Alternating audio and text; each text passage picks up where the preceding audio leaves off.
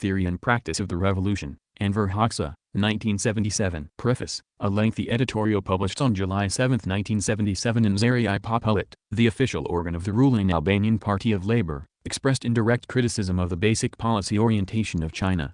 Entitled A Theory and Practice of Revolution, the editorial, written by Enver Hoxha in third person but not signed, implied, without mentioning China by name, strong criticism of the Maoist thesis of the division of the world into three groups of countries: superpowers, developed countries and developing, or third world, countries, and furthermore castigated China's policy of seeking allies in its struggle against the world influence of the Soviet Union as being a deviation from the Marxist-Leninist doctrine of the class struggle.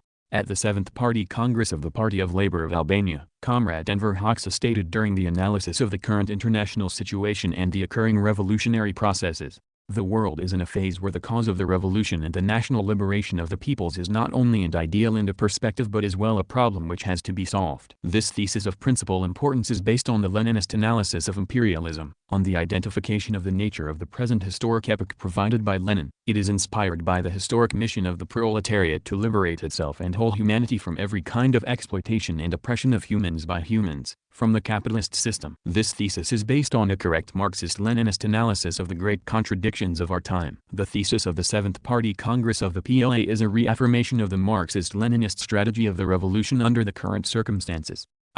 In his brilliant works about imperialism, V.I. Lenin arrived at the conclusion that imperialism is a perishing and dying capitalism, the last stadium of capitalism and the eve of the social revolution of the proletariat. In the analysis of the specific characteristics of imperialism he wrote, "All this makes the state of development of capitalism which has been reached up to now into the era of the proletarian socialist revolution. This era has begun, and part of this agenda of the present epoch is the multilateral immediate preparation of the proletariat for the conquest of political power in order to effect those economic and political measures which form the core of the socialist revolution." Lenin, Collected Works, Volume 24, p. 420, German edition. In defining the present epoch, Lenin based himself on class criteria. He emphasized that it is important to consider which class stands in the center of this or that epoch and defines its essential content, the main direction of its development, the most important characteristics of the historic situation in the specific epoch, etc. Lenin, Collected Works, Volume 21, p. 134, German edition. Defining the fundamental content of the new historic epoch as the epoch of imperialism and proletarian revolutions, Lenin remained consistently loyal to the teachings of Marx about the historic mission of the proletariat as the new social force which will carry out the revolutionary overthrow of the capitalist society of oppression and exploitation and build the new society, the classless communist society.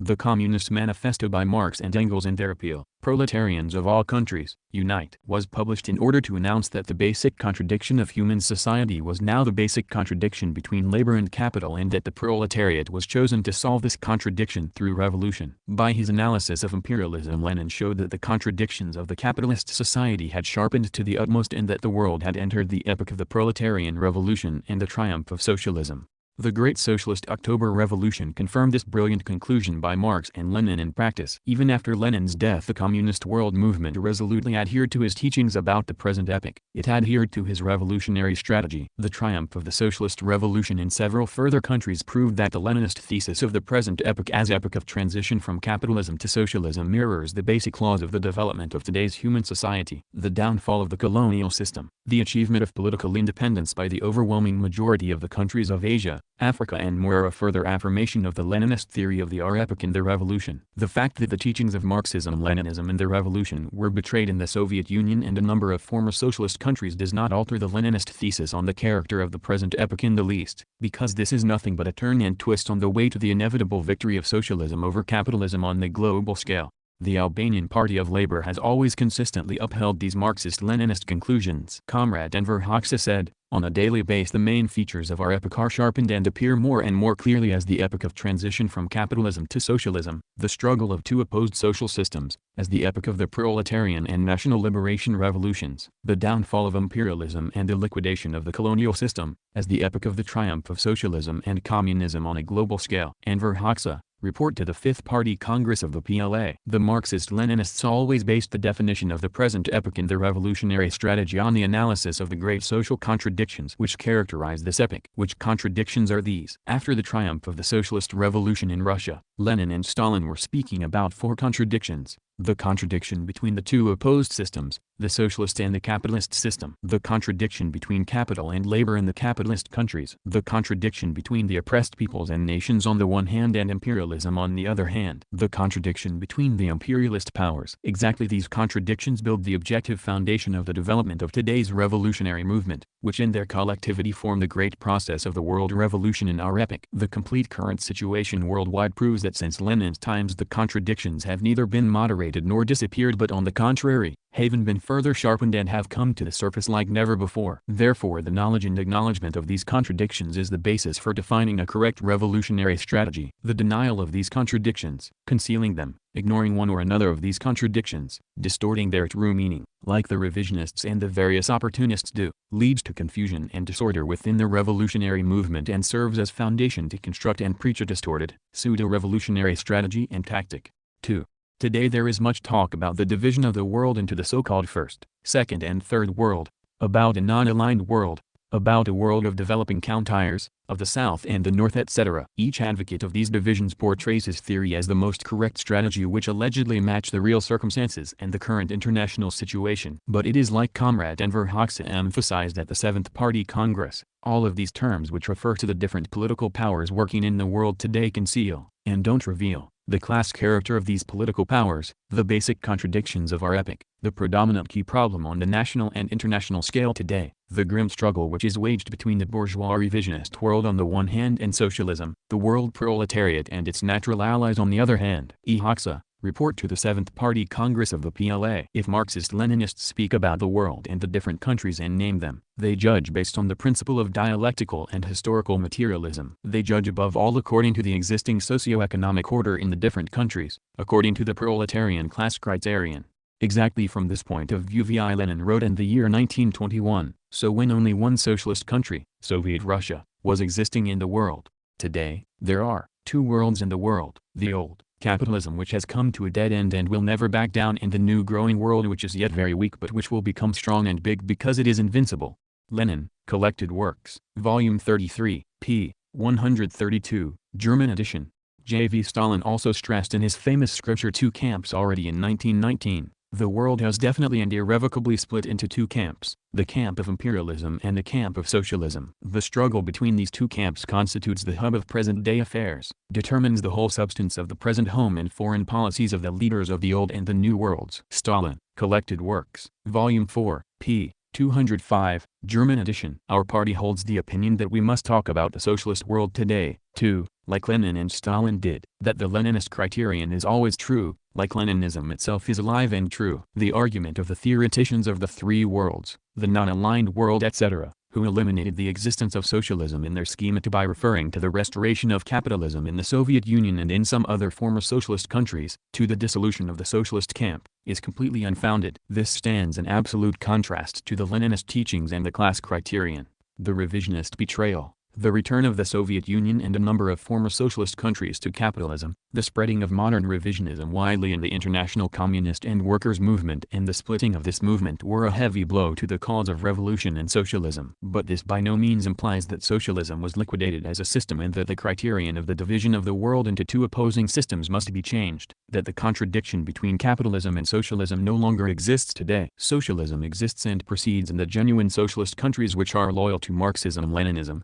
like the Socialist People's Republic of Albania is. The socialist system which opposes itself to the capitalist system, exists objectively just like the contradiction and the struggle for life and death between it and capitalism exists. By ignoring socialism as a social system, the so-called theory of three worlds ignores the greatest historic victory of the international proletariat, ignores the fundamental contradiction of the time, the contradiction between socialism and capitalism. It is clear that such a theory, which ignores socialism, is anti-Leninist. It leads to the weakening of the dictatorship of the proletariat in the countries where socialism is being built, while calling on the world proletariat not to fight, not to rise in socialist revolution. And this is not surprising. The renunciation of the proletarian class criteria and the evaluation of the situation leads to conclusions which are contrary to the interests of the revolution and the proletariat. As the great and consistent Marxist he was, Lenin frequently analyzed the capitalist world and the balance of power within it in his works. He did this, however, in the service of the revolution, in order to determine the tasks which lay ahead of the proletariat, the tasks of the communist parties, the tasks of the first socialist state, the proletarian, towards the world revolution, and in order to show who were the really allies of the revolution and who were its enemies. Lenin gives us an excellent example in this regard in his theses and reports at the Second Congress of the Communist International in the year 1920. Now we have to prove by the practice of the revolutionary parties, emphasizes Lenin, that they have enough consciousness, organization, contact with the exploited masses, determination and the ability to exploit this crisis for a victorious revolution. We came together at this Congress of the Communist International mainly in order to prepare such evidence. Lenin, Collected Works, Volume 31, p. 215, German edition. The so-called theory of the three world, however, does not pose a single task for the revolution. On the contrary, it forgets to do so. In the schemata of the three worlds, the basic contradiction between the proletariat and the bourgeoisie does not exist. What is also striking about this division of the world is the non-class view of what it calls third world, the disregarding of classes and class struggle, the global treatment of countries which this theory accounts to this world, the regimes which rule there and the different political powers which exist there. This way the contradiction between the oppressed peoples and the reactionary and pro-imperialist powers in their countries. It is common knowledge that a fierce struggle of the freedom-loving peoples for freedom, independence and national sovereignty is led against the old and new colonialism in the countries exploited by imperialism, the countries of Asia, Africa, and Latin America. This is a just revolutionary and liberation struggle which enjoys the unreserved support of the Marxist-Leninists, the genuine socialist countries, the world proletariat and all progressive forces. This struggle is and inevitably has to be directed against multiple enemies, against the imperialist exploiters. First and foremost against the two superpowers as the greatest exploiters and world police, the most dangerous enemies of all peoples of the world. Against the national reactionary bourgeoisie which is connected by thousands of strings with the foreign imperialism, with this or that superpower, with the international monopolies, and which is the enemy of freedom and national independence. Against the strong remains of feudalism upon which the foreign imperialists base themselves on and which allies itself with the reactionary bourgeoisie against the people's revolution. Against the reactionary and fascist regimes, the agents and defenders of the rule of these three enemies. Therefore it is absurd to claim one only had to struggle against external enemies without at the same time fighting and challenging the inner enemies, the allies and accomplices of imperialism, all those factors which hinder this struggle. Until now there was never a liberation struggle, there was never a national democratic and anti-imperialist revolution which did not have inner enemies, reactionaries and traitors, bought and anti-national elements. One cannot, like the so-called theory of the three worlds does, equal all strata of the bourgeoisie without any exception, including the comprador bourgeoisie, with anti-imperialist forces, with the foundation and the factors which further the struggle against imperialism. To follow this theory means to distract the revolutionary movement from the right way, to desert the revolution halfway, to separate it from the proletarian revolutions in the other countries, to drive the struggle of the peoples and the proletariat of these countries into an anti-Marxist and revisionist way. Marxism-Leninism teaches that the national question always has to be examined subject to the question of the revolution. From this point of view the Marxist-Leninists support each movement which is actually aimed against imperialism and serves the common cause of the proletarian world revolution. We as communists, emphasizes Lenin, have to and will only support the bourgeois liberation movements in the colonial countries when these movements are really revolutionary, when their representatives do not prevent us from educating and organizing the peasantry and the broad masses of the exploited in the revolutionary spirit. But if these conditions are not given, then the communists in these countries have to fight the reformist bourgeoisie to which the heroes of the Second International belong. Lenin, Collected Works, Volume 31, p. 230, German edition. The preachers of the thesis of the Third World believe in more as liberation movement, as the main force in the struggle against imperialism. Even the horse trade of the King of Saudi Arabia or of the Shah of Iran with the petroleum monopolies of the USA, their weapon transactions and the amount of billions and billions of dollars with the Pentagon. According to this logic, the oil sheiks, who led the money from their oil flow into Wall Street and the banks of the USA, are fighters against imperialism and advocates of the people's struggle against the imperialist rule. So this means that the US imperialists, who sell their weapons to the reactionary and oppressive regimes of these sheiks, give these weapons the patriotic forces who struggle to drive the imperialists away from the golden sands of Arabia and Persia. The facts prove that today, too, the anti-imperialist and democratic liberating revolution can only be consistent and brought to an end if it is led by the proletariat with its party at the spearhead in alliance with the broad masses and the peasantry and the other anti-imperialist and patriotic forces. Already in 1905 Lenin demonstrated in his book Two Tactics in detail that under the conditions of imperialism the characteristic of the bourgeois democratic revolution consists in the fact that the force which is most interested in furthering the revolution is not the bourgeoisie, which is inconsistent and tends to ally itself with the feudal reactionary forces against the revolutionary impetus of the masses, but the proletariat which views the bourgeois democratic revolution as an interim stage of the transition to the socialist revolution. The same applies for the current national liberation movements. J.V. Stalin emphasized that after the October Revolution, the era of liberating revolutions in the colonies, the era of the awakening of the proletariat in those countries, the era of its hegemony, has begun. Stalin, Collected Works, Volume 10, p. 212, German edition. These Leninist teachings achieve a special value and a special meaning under the current given conditions. Today the two tendencies which Lenin pointed out have deepened and operate with great force in the world. On the one hand the tendency of the capitalist monopolies which break the national borders and internationalize the economic and political life. On the other hand the tendency of the different countries to intensify the struggle for national independence. This way, in regard to the first tendency, the connections of the national bourgeoisie with the foreign imperialist capital are not only maintained in many countries liberated from the yoke of colonialism but further increased and extended by a multitude of neo-colonialist forms like the multinational companies, the different economic and financial integrations, etc., etc. This bourgeoisie, which holds the key position in the economic and political life of the country and grows steadily, is a pro-imperialist power and an enemy of the revolutionary and liberation movement. With regard to the other tendency, namely the increase of the national independence towards imperialism in the former colonial countries, it is above all connected to the growth of the proletariat in these countries. This means that more favorable conditions arise for the extensive and consistent realization of the anti-imperialist and democratic revolution, for its leadership by the proletariat and thus its transition to a higher phase, to the struggle for socialism. The Marxist-Leninists do not confuse the burning efforts and wishes of the peoples and the proletariat of the countries of the so-called Third World for liberation, revolution and socialism with the aims and the policies of the comprador and oppressive bourgeoisie of these countries. They know that there are sound progressive currents in the countries of Asia, Africa, and Latin America, within the peoples, who will further their revolutionary struggle determined until victory. But speaking about the so-called Third World as main force against imperialism and as main force of the revolution, like the followers of the theory of the three worlds do without making any difference between the genuine anti-imperialist and revolutionary forces and the ruling pro-imperialist, reactionary and fascist forces in a number of developing countries, means to openly abandon the teachings of Marxism-Leninism and to preach typical opportunistic views which cause confusion and disorder among the revolutionary forces. Basically the peoples of these countries, according to the theory of the three worlds, are not allowed to fight, let's say, the bloodthirsty fascist dictatorships of Geisel in Brazil and Pinochet in Chile, Suharto in Indonesia, the Shah of Iran and the King of Jordania, etc., because they all belong to the revolutionary driving force, which turns the wheel of world history. On the contrary, according to this theory the peoples and revolutionaries had to ally with the reactionary forces and regimes in the Third World and support them. In other words, abandon the revolution.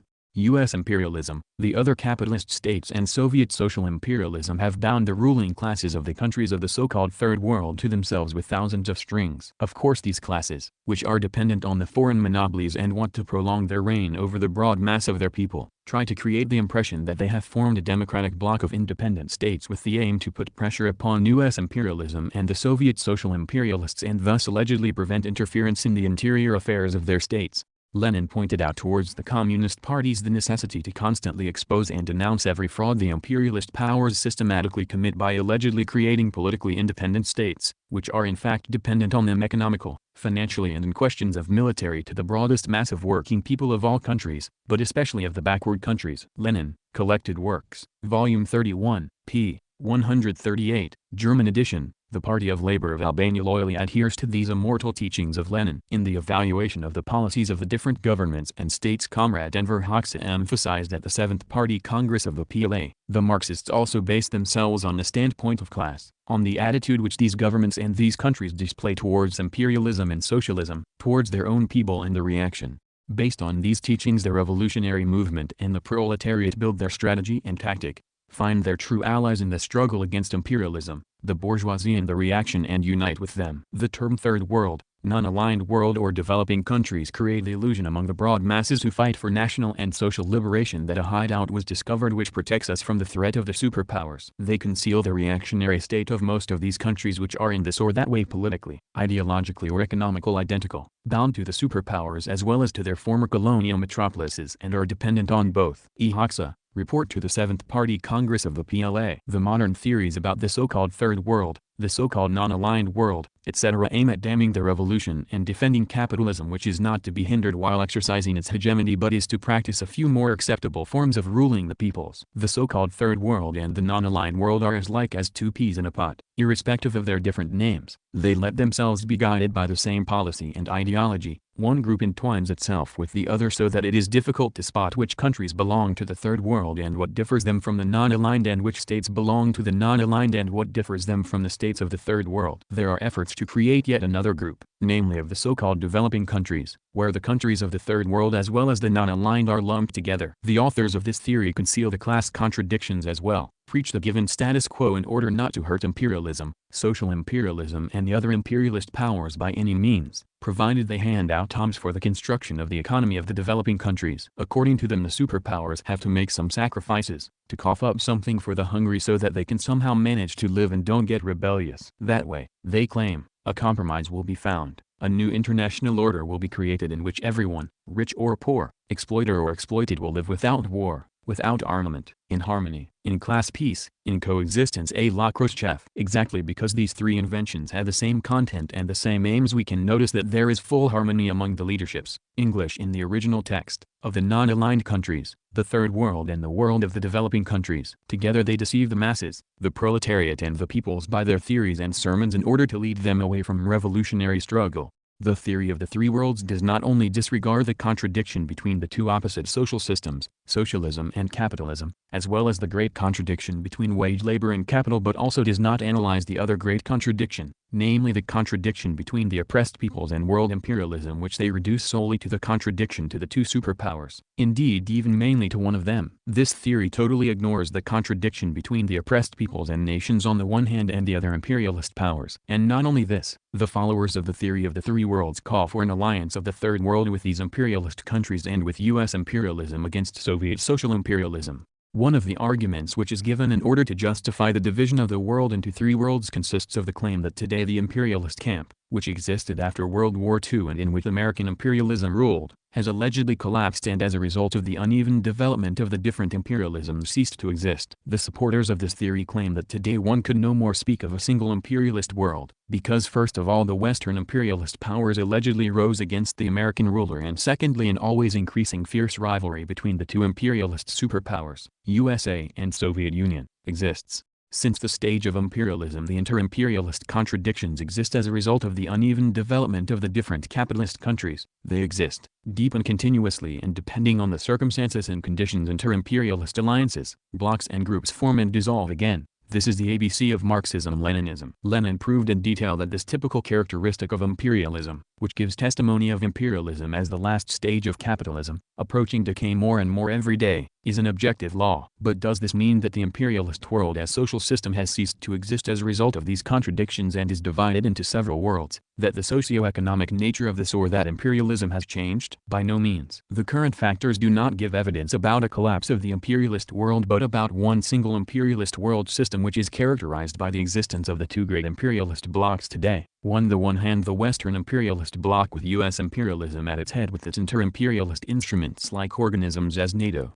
EEC, etc. And on the other hand the bloc of the East under the leadership of Soviet social imperialism with the Warsaw Pact and Comecon as its instruments of expansionist, hegemonic and war policies. In the schema of the three-world imperialist, capitalist and revisionist countries belong to the so-called Second World, countries which do not feature significant differences in regard to the social order of the two superpowers and are also not different to various countries classified as belonging to the Third World. Indeed, the countries of this world show certain contradictions to both superpowers, but these are contradictions of inter-imperialist character like the contradictions between the two superpowers are. 2. In the first instance they are contradictions between such imperialisms like the West German, Japanese, British, French, Canadian, etc. and one or the other superpower, as well as between themselves in regard to markets, spheres of influence, regions for capital export and the exploitation of the wealth of others. Of course these contradictions weaken the imperialist world system and are in the interest of the struggle of the proletariat and the peoples. But it is anti-Marxist to equal the contradictions between the different imperialist powers and both superpowers with the struggle of the working masses and the peoples against imperialism and for its destruction.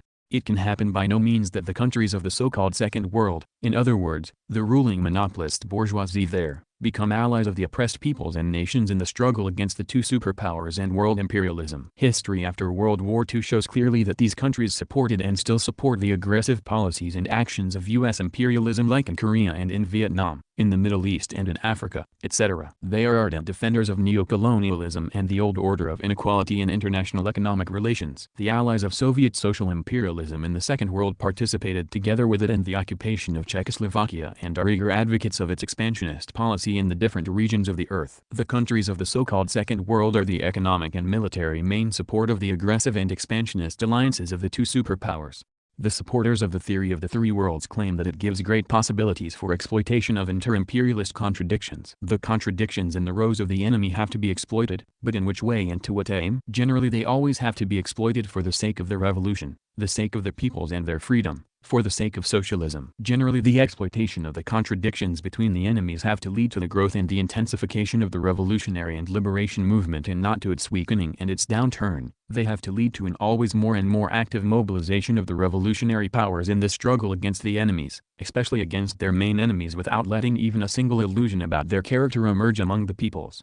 To make the inter-imperialist contradictions absolute, to underestimate the basic contradiction, namely the contradiction between the revolution and the counter-revolution, to make only the exploitation of contradictions within the camp of the enemy the center of the strategy while forgetting the most important point, the strengthening of the revolutionary spirit and the development of the revolutionary movement of the working class and the peoples, to leave the preparation for the revolution aside. All this is in absolute contrast to the teachings of Marxism-Leninism. It is anti-Marxist to preach unity with the allegedly weaker imperialism for the struggle against the stronger one under the pretext of exploiting contradictions, to side with the national bourgeoisie in order to resist the bourgeoisie of another country. Lenin stressed that the tactic of the exploiting of contradictions between the enemies should be used to raise and not to reduce the general level of proletarian class consciousness, the revolutionary spirit, the confidence of the masses in struggle and victory. The Party of Labour of Albania has consistently adhered to these immortal teachings and always consistently adheres to them. In these moments of the great crisis of imperialism and modern revisionism, Comrade Enver Hoxha said, "We have to exploit the great contradiction between the enemies correctly for our sake, for the sake of the socialist states and the peoples rising for the revolution, have to unmask the enemies constantly and must not be content with the so-called concessions and cooperations the imperialists and revisionists make perforce until they have left the danger behind them to take revenge afterwards. Therefore we have to keep the iron steadily in the fire and forge it constantly." Hoxha, report to the 7th Party Congress of the PLA. By portraying the so-called Second World, to which most capitalist and neocolonialist countries belong and which presents the main pillar of the two superpowers, as ally of the Third World in the alleged struggle against U.S. imperialism and Soviet social imperialism, the anti-revolutionary and pseudo-imperialist character of the theory of the three worlds becomes evident. It is an anti-revolutionary theory because class truce is preached to the European, Japanese, Canadian and other proletariat which has to struggle against the ruling monopoly of the bourgeoisie and exploitative order in the countries of the Second World, and also the collaboration with the bourgeoisie, meaning an abandonment of the revolution because allegedly this is in the interests of the defense of national independence and of the struggle especially against Soviet social imperialism. Furthermore, it is a pseudo-anti-imperialist theory because it justifies and supports the neocolonialist and exploitative policies of the imperialist powers of the Second World and calls upon the peoples of Asia, Africa and Latin America not to resist this policy, allegedly for the sake of the struggle against the superpowers. This way, the anti-imperialist struggle of the peoples of the so-called Third World as well as of the so-called Second World is actually weakened and sabotaged. 3.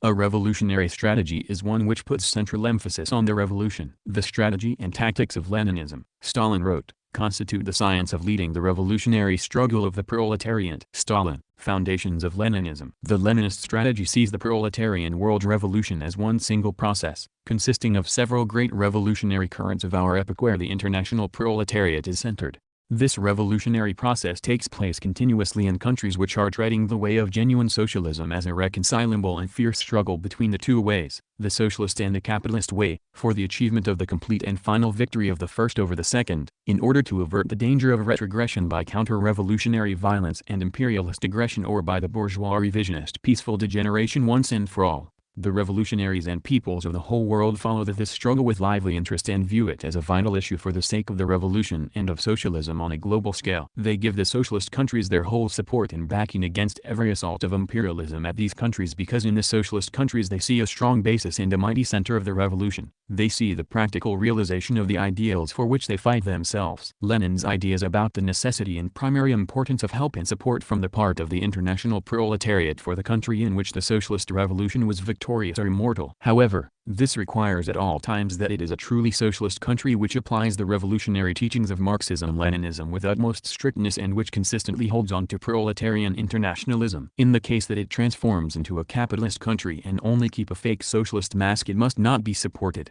The revolutionaries and peoples know that the success and the struggle of the socialist countries hit and weaken imperialism, the bourgeoisie and the international reaction, that they are an immediate help and aid for the revolutionary liberation struggle of the working class and the peoples. Lenin and Stalin always saw it as a revolutionary duty of the proletariat of a socialist country not only to make every possible effort to develop socialism in their own country but to wholeheartedly support the revolutionary liberation movement in other countries. Lenin, J.V. Stalin wrote, never regarded the Republic of Soviets as an end in itself. He always looked on it as an essential link for strengthening the revolutionary movement in the countries of the West and the East, an essential link for facilitating the victory of the working people of the whole world over capitalism. Lenin knew that this was the only right conception, both from the international standpoint and from the standpoint of preserving the Republic of Soviets itself. Stalin, on the death of Lenin, exactly because of this, a genuine socialist country cannot integrate itself into such groupings as the so-called Third World or the so-called non-aligned countries where all class boundaries are blurred and which solely serve the goal of diverting the peoples from the path of struggle against imperialism and from the revolution. True and reliable allies of the socialist countries can only be the revolutionary, freedom-loving and progressive forces, the revolutionary movement of the working class and the anti-imperialist movement of oppressed peoples and nations. To preach the division into three worlds, to ignore the fundamental contradictions of our epoch, to call for an alliance of the proletariat with the monopoly bourgeoisie and of the oppressed peoples with the imperialist powers of the so-called Second World is neither for the betterment of the international proletariat nor of the peoples or the socialist countries. It is anti-Leninist. J.V. Stalin stressed. I cannot imagine that there will ever be a case when the interests of our Soviet Republic demand deviations to the right from our brother parties. I cannot imagine that the interests of our republic, which is the basis of the revolutionary proletarian movement of the whole world, would ever demand not a maximum of revolutionary verve and political activity of the Western workers but a decrease of this activity, hindering the revolutionary impetus. Stalin, Collected Works, Volume 8, p. 97, German edition. In the metropolises of capitalism, the process of the proletarian world revolution gets more and more concrete today in the always increasing class struggles of the proletariat and the other working and progressive straight against bourgeois exploitation and oppression, against the attempts of the bourgeoisie to shift the burden of the current crisis of the capitalist world system onto the shoulders of the working class, against the revival of fascism in this or that form, etc. Among the working class, with the proletariat at its head, the conviction becomes accepted and will become more accepted each day that the only way out of the crises and other evils of capitalism, the bourgeois exploitation, the fascist violence and the imperialist wars is the socialist revolution and the establishment of the dictatorship of the proletariat. Live and the facts prove that neither the bourgeoisie nor their declared or disguised lackeys, from the social democrats to the modern revisionists, are able to hold up the surging wave of the revolutionary struggle of the masses. The present struggle of the world proletariat, Comrade Enver Hoxha stressed at the 7th Party Congress of the PLA, proves again the basic thesis of Marxism-Leninism that working class and its revolutionary struggle in the bourgeois and revisionist world can suppress neither by violence nor by demagogy. The objective conditions for the revolution in the developed capitalist nations become more positive with every day. Today in these countries the proletarian revolution is a problem whose solution has to be faced. The Marxist-Leninist parties, which have taken up the banner of the revolution that the revisionists have betrayed and dropped, have rightfully readied themselves for the task and started seriously on the work of preparing the proletariat and its allies for the future revolutionary battles aimed at the downfall of bourgeois order. This revolutionary struggle which attacks the capitalist and imperialist world order in its strongholds has the full support of the true socialist countries as well as the revolutionary and peace-loving peoples on the whole world and must necessarily have them. Today, however, the modern revisionists, the advocates of the theory of the three worlds and the theoreticians of non-alignment, are making an effort by keeping silent about the revolution and its preparations and by upholding the status quo of the capitalist social order. by trying to divert the attention of the proletariat from the revolution. The authors of the theory of the three worlds preach that nowadays the question of the defense of national independence, supposing the danger of aggression from the part of the superpowers, especially from Soviet social imperialism, which they consider to be as archenemy, has taken precedence. The question of defining who, at a given time, is considered to be the archenemy on an international scale is of great importance for the revolutionary movement. Our party, which takes into consideration the course of events and class analysis of the current situation, underlines that U.S. imperialism and Soviet social imperialism, both them superpowers, are today the biggest and the main enemies of the peoples and as such present the same kind of danger. Hoxha, report to the 7th Party Congress of the PLA. Soviet social imperialism is a brutal, aggressive and expansionist imperialism which practices an exceedingly colonialist and neo-colonialist policy which is based on the power of capital and weapons. This new imperialism is struggling as a rival of U.S. imperialism in order to conquer strategic positions and to extend its clutches to all regions and continents. It excels as a fire extinguisher of the revolution and oppressor of the liberation struggle of the peoples. This does not mean in the least that the other enemy of the peoples of the whole world, namely U.S. imperialism, is less dangerous, although the supporters of the theory of the three worlds say so. By disfiguring the truth and betraying the peoples they claim that American imperialism is no longer a warmonger, that it is allegedly weakened, that it is in decline and that it has turned into a frightened mouse, or in other words that U.S. imperialism is gradually becoming more peaceful. This goes so far that they justify even the American military presence in different countries like Germany, Belgium, Italy or Japan and label it as a factor of military defense. Such views are extremely dangerous to the freedom of the peoples and for the fates of the revolution. Such theses fuel illusions about the aggressive, hegemonistic and expansionist nature of U.S. imperialism as well as Soviet imperialism. The proletariat and the proletarian revolution face the task of overthrowing each single imperialism and especially both imperialist superpowers. Because of its nature, each imperialism is always a furious enemy of the proletarian revolution and therefore the classification of imperialisms in more or less dangerous kinds is false from the strategic viewpoint of world revolution. Practice has confirmed that both superpowers are to the same degree and at the same level the archenemy of socialism, the liberty and independence of the nations. It is the main force for the defense of the oppressive and exploitative systems, the immediate danger which threatens to pitch humanity into a third world war. The denial of the great truth, the underestimation of the danger of one or another superpower, or worse, the appeal to ally with one superpower against the other bears disastrous consequences and great dangers for the future of the revolution and the freedom of the peoples.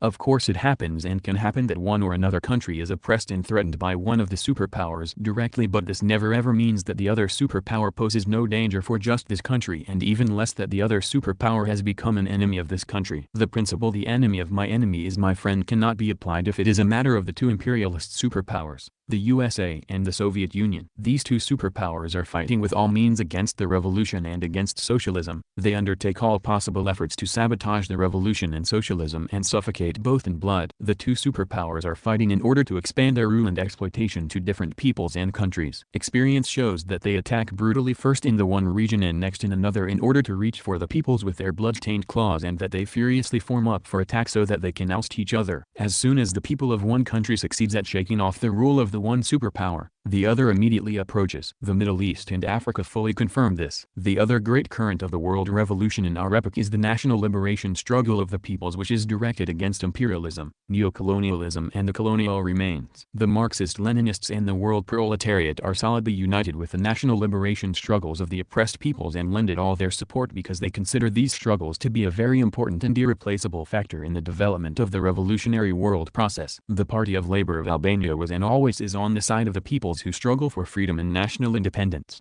We are in favor of the unity of the world proletariat and all upright anti-imperialist and progressive forces which thwart the aggressive plans of the imperialist and social imperialist warmongers.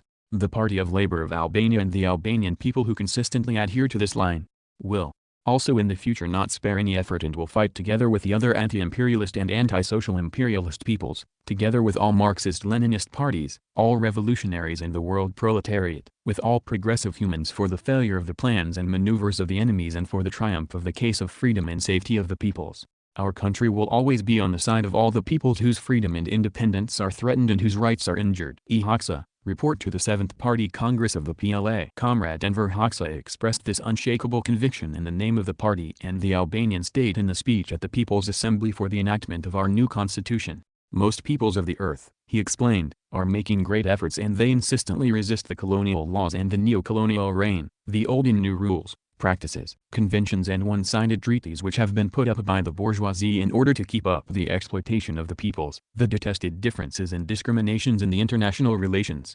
The progressive peoples and the democratic states which cannot accept this state and struggle to achieve national sovereignty over their resources, which struggle to strengthen the political and economic independence and to achieve equality in the international relations have the full solidarity and support of the Albanian people and the Albanian state. Since the time of Lenin, the Marxist-Leninists have always considered the national liberation struggle of the peoples and nations oppressed by imperialism as a strong ally and great reserve of the world revolution of the proletariat. In the countries which have achieved political independence completely or partially, the revolution is in different stages of development and it does not face the same tasks. Among them are countries which are directly facing the proletarian revolution, while in many others the tasks of the anti-imperialist, national democratic revolution are in order. But the revolution is in any case an ally and a reserve of the proletarian world revolution as long as it is also directed against the international bourgeoisie and imperialism. But does this mean that such country has to stop at the national democratic phase and that the revolutionaries must not speak about the socialist revolution, must not prepare it out of fear of skipping stages and leaving them out and because somebody might call them blanquists? Lenin already spoke about the necessity of the transformation of the bourgeois democratic revolution into the socialist revolution at a time when the bourgeois democratic revolution was still only budding in these countries. Marx and Engels, while criticizing blanquism, have called neither the revolution in 1848 nor the Paris Commune premature. Marxism-Leninism in no way mistakes the petty bourgeois impatience which leads to skipping stages with the necessity to perpetuate the revolution consistently. Lenin stresses that the revolution in the dependent and colonial countries has to be promoted. Since the time of Lenin, great changes have taken place in these countries which haven't been foreseen by him in a brilliant way and in which the Leninist thesis of the revolutionary world process finds its answer. The realization of the proletarian revolution is an universal law and the main trend of our epoch. Both must and will necessarily permeate all countries without exception, among them Indonesia and Chile, Brazil and Zaire, etc., regardless of the question by which stages the proletarian revolution will be accomplished. Disregarding this aim, preaching the preservation of the status quo and theorizing about the necessity not to skip any stages, forgetting the fight against Suharto and Pinochet, Geisel and Mobutu means being neither for the national liberation struggle nor for the national democratic revolution. The proletarian revolution must and will permeate Europe, too. Whoever forgets this perspective, whoever doesn't prepare for this aim but preaches instead that the revolution has shifted to Africa or Asia and that the European proletariat has to ally itself with its reasonable and well-meaning bourgeoisie under the pretext of defending national independence, is someone who takes an anti-Leninist stance and who is not in favor of the defense of the mother country and for the nation's freedom. Whoever forgets that both the Warsaw Treaty and the NATO have to be fought, and that both the Comecon and the EEC have to be rejected, is someone who allies himself with them and becomes their slave. In the manifesto of the Communist Party, Marx and Engels wrote, "A specter is haunting Europe, the specter of communism. All the powers of old Europe have entered into a holy alliance to exorcise this specter." This statement by Marx and Engels is topical today, too. Both the temporary defeat which the revolution suffered because of the revisionist betrayal and the economic potential and the military oppressive power which imperialism and social imperialism used to oppose the revolutionary movement and the ideas of communism have not been able and will never be able either to change the course of history and thus to bring the great power of Marxism-Leninism to its knees. Marxism-Leninism is the revolutionary ideology which has penetrated deeply into the consciousness of the proletariat and which has an ever-increasing influence on the broad masses of the peoples seeking liberation. The influence of this theory is so strong that even the bourgeois ideologists have always been forced to reckon with it, and they have never ceased trying to find ways and means to disfigure Marxism-Leninism and to undermine the revolution.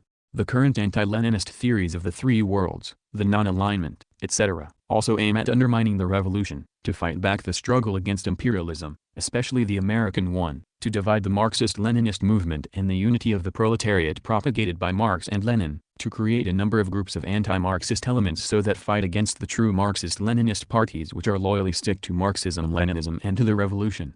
All efforts to analyze the situation in an allegedly new manner which is different from that of Lenin and Stalin and to change the revolutionary strategy which has always been upheld by the Marxist-Leninist movement lead astray, making one take the anti-Marxist path and turning one's back on the struggle against imperialism and revisionism. The loyalty towards Marxism-Leninism, towards the revolutionary strategy of the Marxist-Leninist communist movement, and the fight against all opportunist deviations which the modern revisionists of different color propagate, as well as the revolutionary mobilization of the working class and the peoples against the bourgeoisie and imperialism, as well as the serious preparation for the revolution, are the only true way, indeed the only way towards victory.